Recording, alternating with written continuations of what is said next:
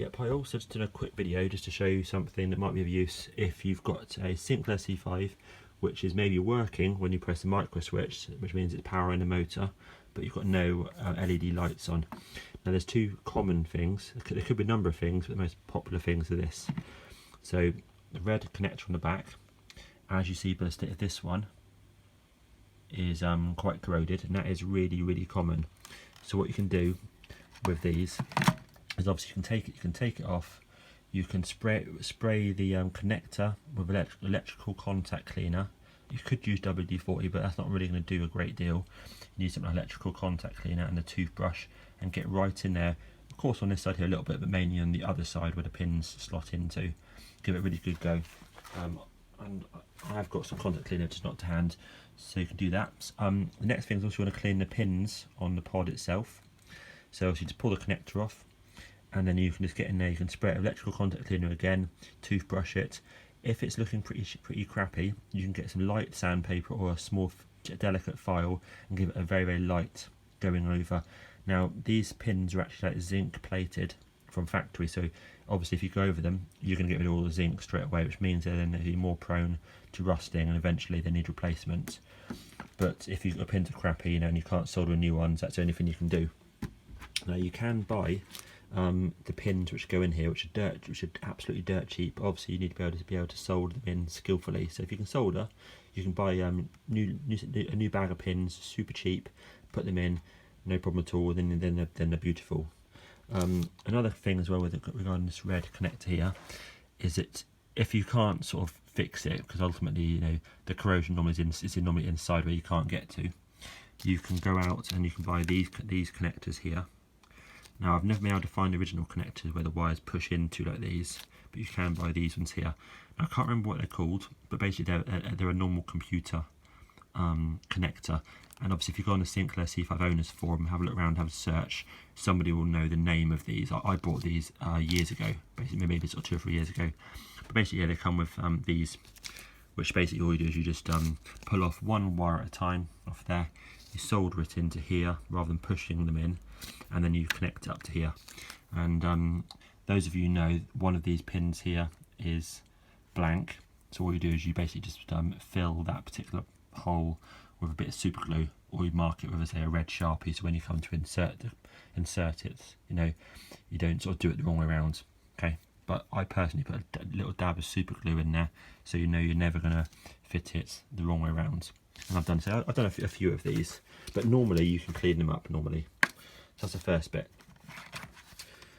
Definitely worth checking, and so I say wiggle it around, see if your lights come on, and if you have no lights whatsoever, then this is where you need to have a look at next. Now the most common thing of this is, so this is my test board that I use. I have a good one to compare, a good working one I could use to compare against a faulty one such as this one here.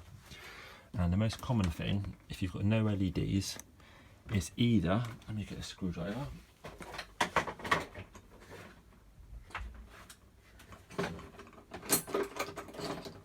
Excuse me. Okay. If you can focus on there, is the R1. Now normally R1 looks burnt out, but sometimes I had it where it's blatantly not visually burnt, but it is knackered. So this is where the main voltage comes into this, then it goes into this LM342 here. So that's a really common one. I've had loads of those which have blatantly been burnt out. You replace that and everything's sorted. So you can double check. So you could double check the voltage coming in and make sure there's voltage coming out of it. The next most common part is this LM342 here, which you basically have to rivet on, or you could even screw it onto this heat shrink, as long as it's on there. Now on this one here, you should have 12 volt coming in and 6 volts coming out. I can't remember unfortunately I can't remember which pin it was, but what I'll do is, if anyone needs that question answered, I'll simply just power it up later on and double check it for you. So that's that there. So that's the most common thing. And these, again, these are dirt cheap. These are like 50p. These are like, a few pence each, but obviously you need to buy normally 100 of them, but dirt cheap. And that is the common thing. And finally, you have this op amp. I think it's a two-way op amp. I think it's called. What it says here, IC2, integrated circuit. And this one here is also a really common one. This one here, on this particular fault, didn't need replacing. It was just these two here. But this is also really common as well. And for this one here, again, you need to be able to have some skills to solder it in and not fry it. Or you can also buy a adapter, which you can take this chip out, solder the adapter in, and then you can just push the chip into the adapter, which means you can replace it easier in the future. So, but really, I mean, once you put one of these properly, you know, it should last you years and years and years, unless you miswire the C5, in which case you might possibly burn it out. So yeah, you could get the adapter if you wanted to, or you could just solder in the new chip. So yeah, those are the common things there. You don't normally have any problems with these sockets inside this control box, because normally the control box is in really good nick, usually.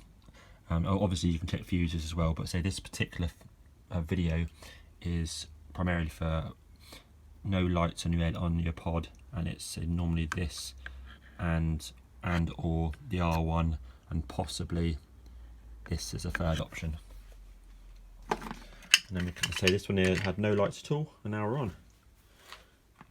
So you get some power on there, power the bulb. That's it. And to see another fault, you know, of course, is if you power it up like this and you get it all working, and then this, you leave it powered up for, say, you know, a minute, and then this suddenly starts dropping down, you know, over a space of maybe a minute or two, then that usually means it's your ULA logic chip inside is normally knackered. Now you can't buy a new ULA chip you can just put in and work. No one makes them. They're programmed at the factory. No one's got the code. But one of the guys on the C5 Owners forum has developed a kit which you can put in there, which you have to do a few bits of soldering, but basically it's a nice little kit, quite cheap, that it works to replace that ULA, which is excellent. So yeah, see it's dropped down one on here, but this is an old sort of test battery that I'm using, you know. Okay, yeah. So if this drops down quickly now, then we know this is a ULA chip fault as well. Actually, no. Actually, I tell you what, this is my test pod. Yeah, this is actually a ULA fault on this particular test pod, so that's fine. So that's good. Yeah, I've got that written on there. Yeah, so that's good. Yeah. Okay, so that's it, and this is quite handy actually, because this clearly shows you a good example of a ULA chip. Now, I've got a couple of those kits that I can solder in, but I'm kind of saving those, to be honest with you, for C5s I'm actually using, rather than this here, which is just my test pod, and I say my test control box. So I hope you find that this is useful. And say this is assuming, you know, your C5 potentially works on, you know, it revs the motor. If you press the button here, nothing works, then I'd go straight for the red connector. Otherwise, you need to open it up and normally have a look in here. There's an what's this? I think it's R21 in here, which is normally burnt out your plate. Replace that, get a bit of power, then you can go from there. But if the LEDs aren't working, it's probably going to be those combination of those two, maybe 3 items. Cool. Cheers. Thank you.